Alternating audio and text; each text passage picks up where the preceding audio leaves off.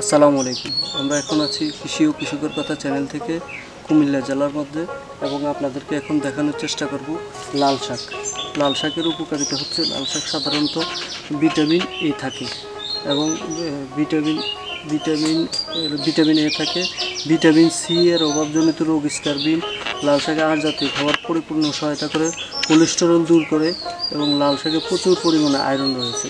এবং লাল শাক আপনাদেরকে লাল শাকের কারণে আপনাদের রক্ত শূন্যতা দূর করে, এবং পেটের হজমি দূর করে।